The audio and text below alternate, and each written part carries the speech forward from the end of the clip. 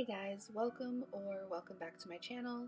Today we're going to be setting up my February pages in my art journal of A5 dot grid journal. This book is called Balance with the crane there. Before we begin, as usual, let's take a look at how January is looking. I love the pops of red in my monthly pages and trackers. It ties the theme to the cover of the notebook so beautifully. It's only the 16th, so I haven't yet set up the last weekly for January, but I did leave space for that for next week. I'm still in love with the red color, but today we are finally taking a step away from red, a small step just to pink. As you can tell from the thumbnail, this month's theme is a two-toned pink plaid with hearts. My original inspiration for this was a picture I found on Pinterest by She Doodles. I originally was going to go for a 90s style Valentine like we gave out in school when I was a kid, and I came across this perfect hearts everywhere pattern with plaid and pink and red and black and decided to adapt that into what I was going for. I'd had red in my theme every month since September, so I figured it was time to step away from red, so I just kind of went with the pinks and the black and the plaid as inspiration. For this theme, I just basically took my Tombow in 723 and drew lines vertically and then horizontally every 5 grid spaces. I started with 723 because it's the lightest color. I made a mistake with using darker colors first in November. I used black and then went over it with beige, and it didn't go well. It bled into like the red and it was a mess. So we learned from our mistakes around here, and we start with the lightest colors first. Once that was done, I took the 817, which is the darker pink you see, the kind of more raspberry pink, and I filled in the middle lines between the bright pink lines and the columns to get this two-toned plaid or gingham pattern.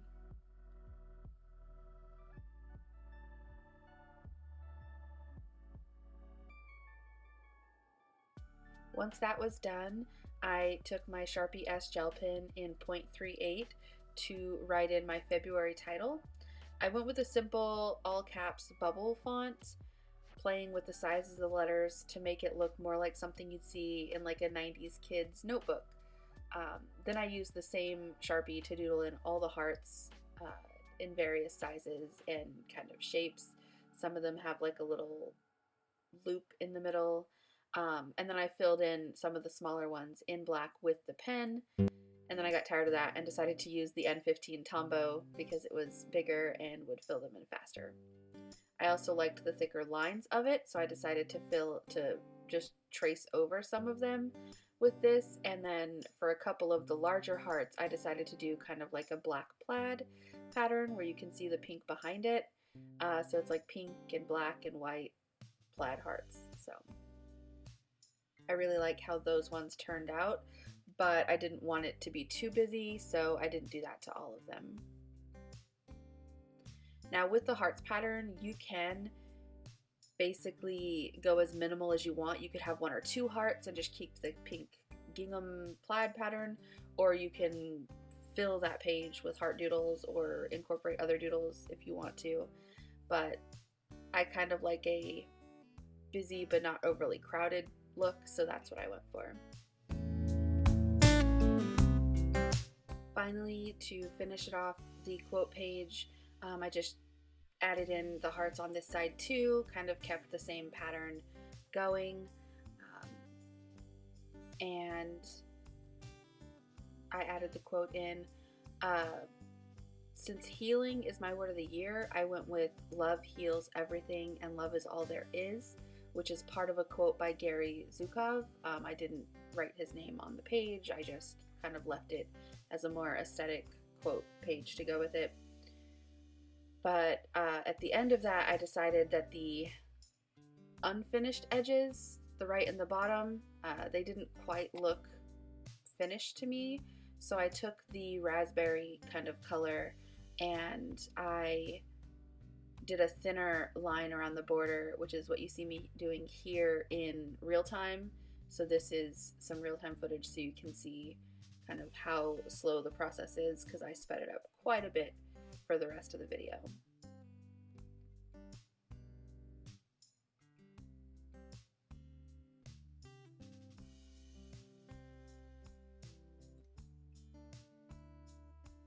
Yeah, once I finished off this border with this raspberry 817 color, that was pretty much it for the cover page and quote page. I really love how it turned out. It's super colorful and fun, and it's really giving me like kind of punk princess Avril Lavigne vibes from like 2003. Anyway, moving on to the calendar page, I used the same pattern. But I did change something. So I always do a 6x5 grid, and I completely just dropped the pen and it went everywhere on that box. But I will just cover that with some whiteout later. As I was saying, I usually do a 6x5 grid for the calendar, but for this calendar I went for a 5x5 grid. I don't actually need that much space, I just liked the aesthetics of it before, but I really wanted to give myself as much space for this pattern as possible, so I went with the smaller boxes for the calendar for this spread. Now, if you can't freehand these straight lines like this, you can absolutely use washi tape to wall off your calendar spreads. I don't even think washi tape would have saved me from that pink line there, from dropping the pen, because the washi tape would have been thinner than that, but you know, stuff happens.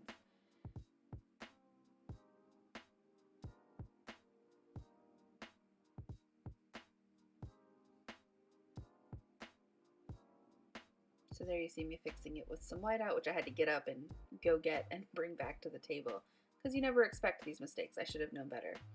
And then I took the N15 bullet end and outlined the calendar grid. I think if I had thought about it a little bit more, I would have saved the thicker N15 for just the outline, and then the inner lines I would have done with the Sharpie S Gel Pen in point 38, but that would have just given it a more like outline versus inner line difference. Anyway, it looks great. I think it gives it kind of more of a punk rock look, I guess, with the thicker black lines. I don't know. I'm still happy with how it turned out, but you could also make it look a little bit more refined by doing thinner lines on the inside.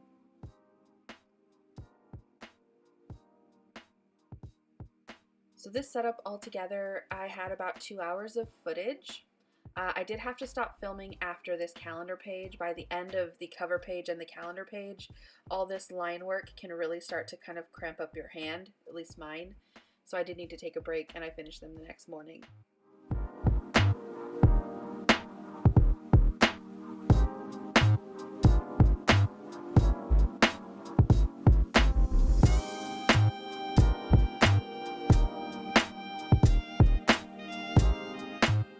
And then because originally my theme was supposed to be, you know, 90s Valentine's cards that you would hand out in school, kind of, I had this box for Monday. I didn't accidentally draw it in, so I had to like cover it up. I wanted this to be like a little square Valentine you would have given. So that is what that little box is supposed to represent. Just one of those little Valentine's cards. It just matches the overall theme for the pages. And then I wrote February in, again with the all capital bubble font, and I colored in some of the letters.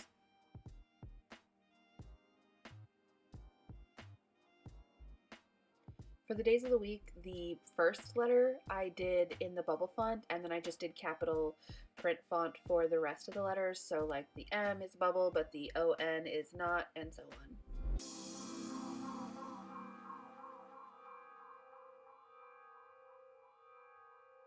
And then of course I always have a spot for my goals and a spot for events, and I just use the same header font for those. And I used little heart doodles for the bullet points. It just so perfectly happened that those went into the white boxes, so they're super easy to see.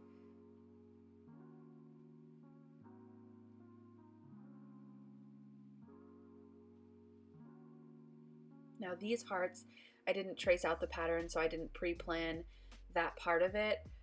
But you know, once I've done the cover and the quote page, I can kind of just freehand it from there. You're just kind of filling in hearts into the spaces in various sizes. It's really meditative and kind of therapeutic for me to not have the page completely filled in pencil, because I like the creativity of just kind of getting lost in where you're putting things versus following an outline.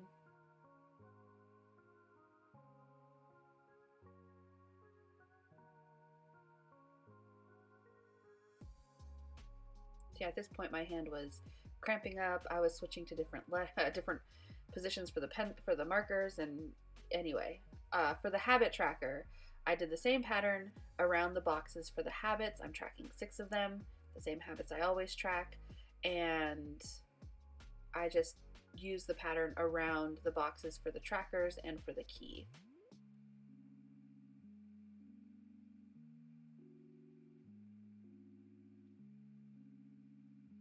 And again, if you're not able to freehand straight lines, like mine aren't perfectly straight, but they're definitely straight enough.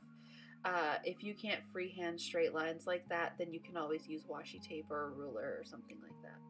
You can also make the pattern more fancy, or detailed rather, I guess fancy is not the right word. You can make the plaid pattern more complex by adding thin lines of black with either, like I would have used my Sharpie S Gel Pen or the bullet tip of the N15.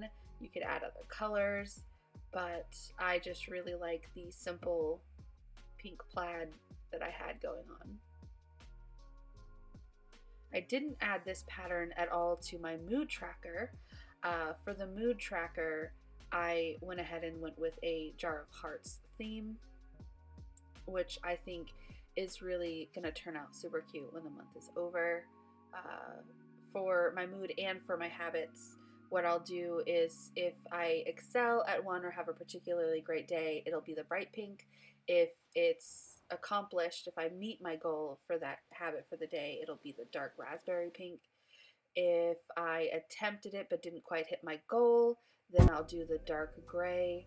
And then if I don't even attempt it, if I make no attempt at all, it'll be the black. So it should be quite a cute pattern when it's finished.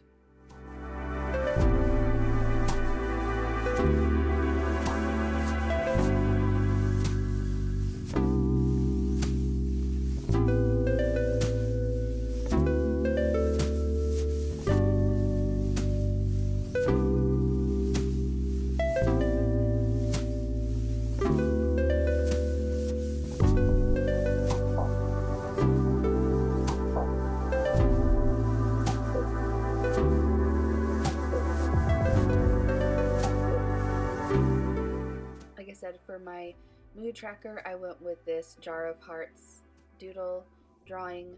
I filled in all of the empty spaces with these tiny hearts, and I'm gonna color them in this video. The larger hearts will remain just black outlines, and I'll color them in based on my mood, following the key from the habit tracker.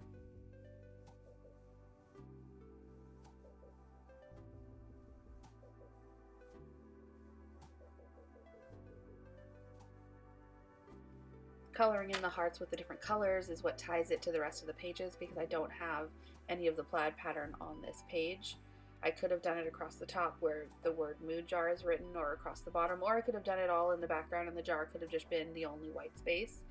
But I decided just to not continue the plaid pattern on this page as well. I thought it would be kind of too much with all the different colors.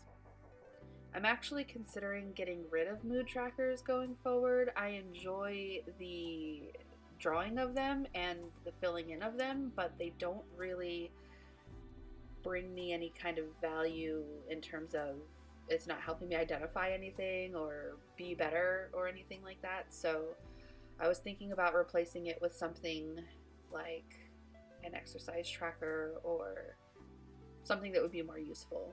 Because at this point, it's only useful in that I can see when I had particularly hard days, and most days are just kind of normal. So it's not really telling me much.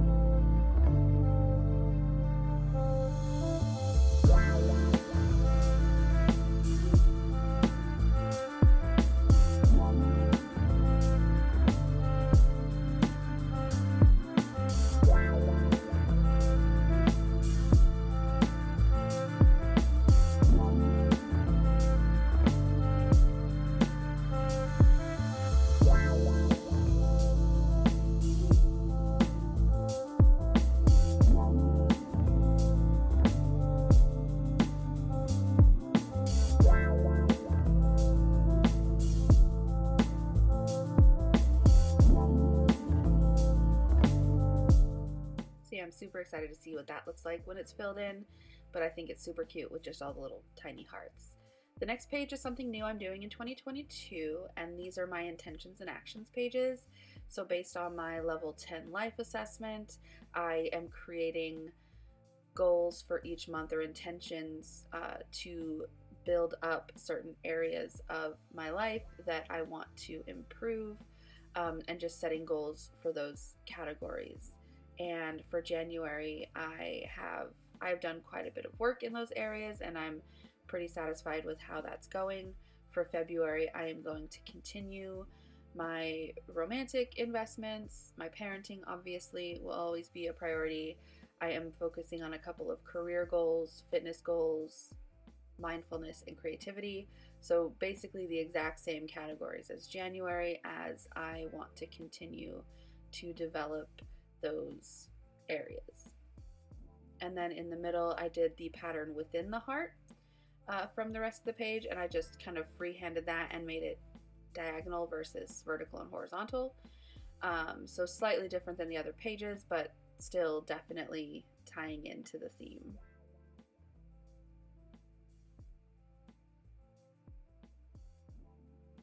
One thing I didn't notice that I did in January until today, in my actions page for January, I had actually written the 15th twice, so all the days of the week were thrown off.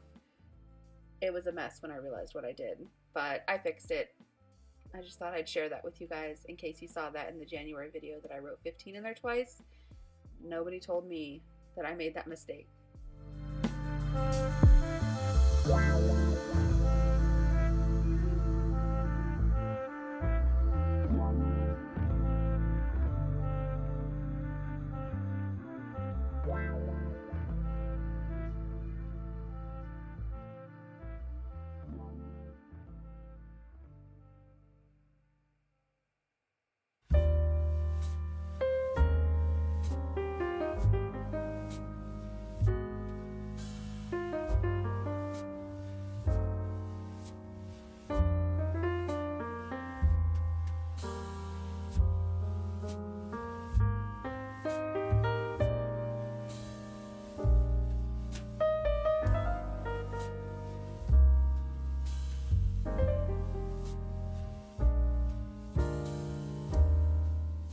So for my brain dump page, I just created a border with a pattern that is three dot grids in from the corners. I know I've said it before when going for a grid style pattern, whether it's a simple grid or a gingham or plaid or even a really complex tartan grid, you need at least this much space to create a recognizable pattern around the border of a page. So at least 3 dot grids in. Now I don't need that much space for my brain dump. I probably could have gone even smaller, but just in case, I did want to give myself as much space as possible. So I went with that minimal 3. And then for the line of day page, just really simple. I created the same pattern along the bottom, just like I did in the actions page from my actions and intentions spread.